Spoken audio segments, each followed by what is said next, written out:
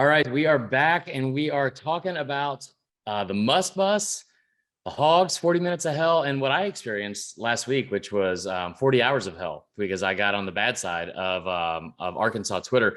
I am joined by my good friend and coworker, Adam Spencer. Adam, how are you today? Doing great.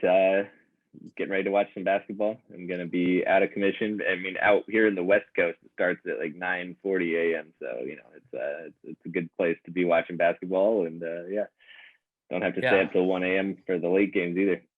Very jealous. I mean, I don't have to either. I'm just, I'm going to, because it's just, because I'm working hard. You know what I mean? It's not because I'm like addicted to like watching March Madness or gambling. It's definitely because exactly. I'm just working hard. All right. This is our team previews from the SEC, looking at each team's path to winning it all. Like I said, maybe getting busted in the first round, getting the Sweet 16.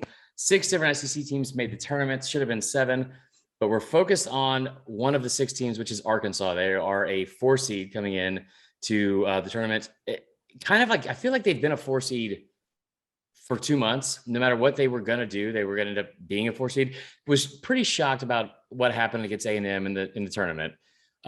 This is a team that I feel like I'm high on just because I like when we get to March, and you know a lot more about basketball than I do, but I look for somebody that can take over a game. And JD Note is the epitome of that in every single way. Take me through their schedule, their road, potential obstacles and road bumps and all that kind of stuff, and what you think Arkansas's chances are to win it all. Yeah, I mean, first of all, let's not expect JD Note to score 5 points like he did against Texas A&M. That was his first time all year that he scored under 10 points. So I would be stunned if that happened again at any point in the SEC tournament, win or lose, or NCAA tournament, win or lose. But yeah, I mean, he's going to be motivated.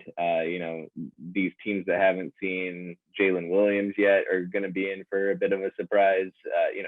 Stanley Moody and Audie's Tony really impressed me in those SEC tournament games. So I really like this Arkansas team, and I just really think that a couple of those guys are underrated. And if Devo Davis can play like he did last March, that's the key. You asked for potential roadblock though. That would be the travel. They go up to Buffalo and play Vermont and then potentially UConn in round 2. As the highest seed there, the 4 seed, I mean, they should feel like they got screwed a little bit. I mean, Vermont is close and UConn's right there too in the Northeast. So that's a tough location draw for the Hogs. And Vermont is probably going to be a trendy 13 seed upset pick, based on people who didn't watch the SEC season. Yeah, it's fair. But so Big Ten fans are probably going to be picking Vermont and stuff. I mean, and they have a guy, Ryan Davis, who averages over 17 points. They have another guy, Ben Shungu, who averages over 16 points. So, I mean, they're a talented team. Don't get me wrong. 28-5. They cruise to their conference championship too. So they're good, but Arkansas is better. They shouldn't have any trouble there unless the travel gets to them.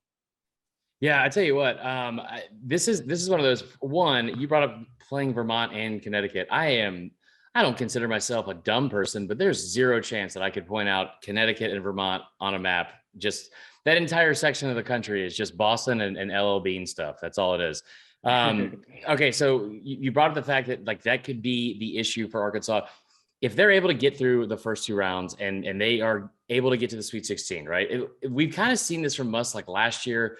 And I don't want to compare him to Coach Cal by any means. He's only been in the league for 2 years, but it does kind of feel like they are a often overlooked, more very consistent, like a diet version of Kentucky, basically. And I don't mean with all their history and tradition, but they are a team that's been really, really good and consistent under Eric Musselman, especially as they get later into the season. Do you think that they can make a run like last year? No. Okay. Gonzaga's waiting there. That's the only reason. Yeah, that's fair. Jalen Williams is going to have to take a lot of charges if they're going to upset Gonzaga, because Drew Timme and Chet Holmgren, I mean, Arkansas is The worst good. They buddy just don't. cop series ever. Just those two. It's ridiculous. Yeah, I mean, but like Arkansas just doesn't have the big guys behind. Like we've seen them struggle when Jalen Williams has been in foul trouble, and you know what? Like he's only one guy, and they have 7'1" Chet Holmgren, and I think Timmy's like 6'10", 6'11", something like that. So like they have two post guys, and unless Arkansas is gonna start playing Connor Vanover again, and That's not gonna happen. they haven't shown any inclination towards doing that, then you know that's a bad matchup for them, and I think that's where their run ends, and there's no shame in that. You know, back to back Sweet 16s. You know, they got to the Elite Eight last year, obviously, and that's a good foundation. And obviously, nobody plays the transfer portal like Muss. So yeah, and with everyone they're bringing in that recruiting class, you know, I mean, it's like, for sure. I will say that every single person you mentioned in that little segment has the least sounding basketball name ever. Just ever. It's just Chet. Was it Chet, Connor, and whatever else? But no, it's like, so maybe not the best of news for Hog fans. Doesn't mean, I mean, you know, oftentimes I'm way more wrong than you are, but still, we're not always right. Tell everyone where they can keep up with you during the tournaments. You're always my go-to for all things basketball and all things Mizzou slander. Mainly Quanzo Martin. And we'll sign off here, man. Yeah, at Adam Spencer 4 on Twitter, and then make sure you're subscribed to the Blue Chip Grit newsletter, bluechipgrit.com. You know, it's going to be bumping these next few weeks. Love it. All right, Adam, we will talk to you very soon, my man.